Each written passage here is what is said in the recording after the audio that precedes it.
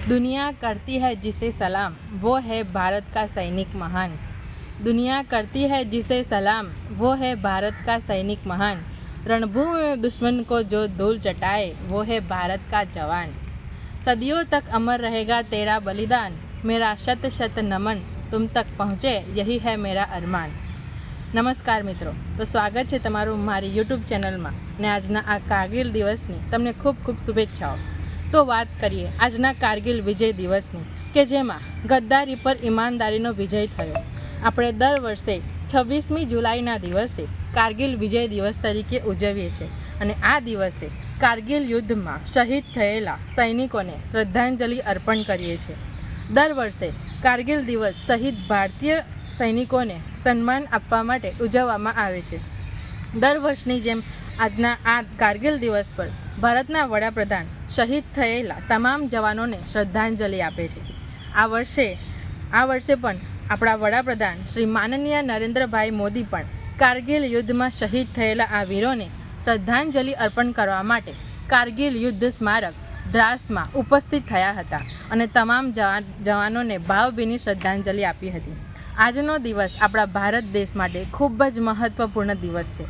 કારગિલ યુદ્ધમાં આપણા ઘણા બધા જવાનો શહીદ થઈ ગયા હતા, પરંતુ આ યુદ્ધના હીરો કહેવાતા કેપ્ટન વિક્રમ બત્રાએ મહત્વની ભૂમિકા ભજવી હતી। તેમના પ્રયાસો થકી જ આપણે આ યુદ્ધ જીતી શક્યા હતા અને તેથી જ તેમને ભારત પાકિસ્તાન યુદ્ધના આ કારગિલ યુદ્ધ દરમિયાન એમના કાર્યો અને સાહસ માટે મરણોપરાંત પ્રતિષ્ઠિત પરમવીર ચક્રથી સન્માનિત કરવામાં આવ્યા। તેમણે યુદ્ધ દરમિયાન આ એક સૂત્ર આપ્યું હતું કે યે દિલ માંગે મોર, તે ખૂબ જ પ્રચલિત થયું હતું કે જેનાથી આપણા વીર જવાનોની યુદ્ધ દરમિયાન લડવાની હિંમતમાં વધારો થઈ શકે। આ યુદ્ધમાં કેપ્ટન સૌરભ કાલિયા અને તેમના સાથીઓ સૌથી પહેલાં શહીદ થનારા ભારતીય સૈનિકો હતા। આપણા આ સૌરભ કાલિયાને પરમવીર ચક્રથી સન્માનિત કરવામાં આવ્યા હતા। આ યુદ્ધના પ્રમુખ જવાબદાર પાકિસ્તાન સેનાના પ્રમુખ જનરલ પરવેઝ મુશરફ હતા અને એમણે જ આ કારગિલ પ્લાનની મંજૂરી આપી હતી।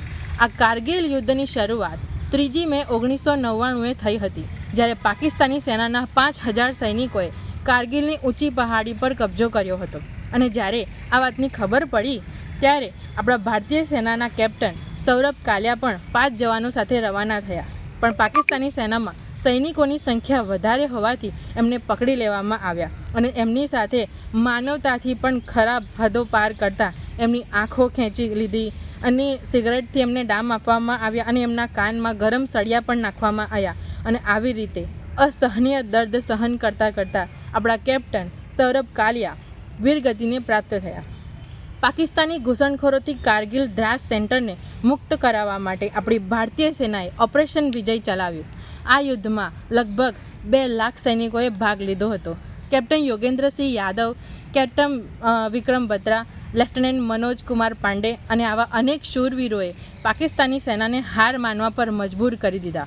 આ યુદ્ધમાં कैप्टन विक्रम बत्राए कारगिल क्षेत्रनी सौथी ऊँची चोटी रणनीतिना रूपथी दुश्मनोथी आजाद कराई अने अंतिम श्वास लेता लेता तेना उपर आपणो तिरंगो फरकाव्यो।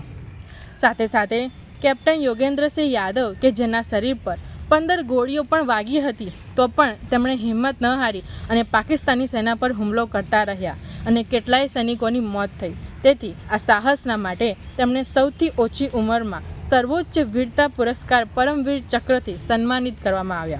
આજે આપણી ભારતીય સેનાના શૂરવીરોની દેશભક્તિના જુનૂનને નમન કરતા આજે હું કહેવા માગું છું કે ऊंची ऊंची चोटियों पर बैठा था दुश्मन, फिर भी उन शूरवीरों ने नहीं हारा मन। गोलियों और गोलों का था हमला जोरदार, चारों तरफ से हो रही थी गोलियों की बौछार, फिर भी सीना तान कर आगे कदम बढ़ाया, आपने साहस और शौर्य के बलबूते पर दुश्मन को हार का मजा चखाया। ये दिल मांगे मोर वो बोल रहे थे, ये दिल मांगे मोर थे सीने पर गोली वो झेल रहे थे। वो भारत माँ के वीर थे जो भारत माँ की जय जयकार बोल रहे थे। भारतीय सेनाए आ वीरोने श्रद्धांजलि आपवा माटे अने पाकिस्तानी सेना पर विजयने फतेह याद राखवा माटे लद्दाखना कारगिल जिल्लाना द्रास सेक्टरमां कारगिल वॉर मेमोरियल बनाव्युं अने तेना द्वार पर ए शहीद थयेला जवानोना नाम लखवामां आव्या કે જેમણે આપણા દેશ માટે પ્રાણોનું બલિદાન આપ્યું હતું।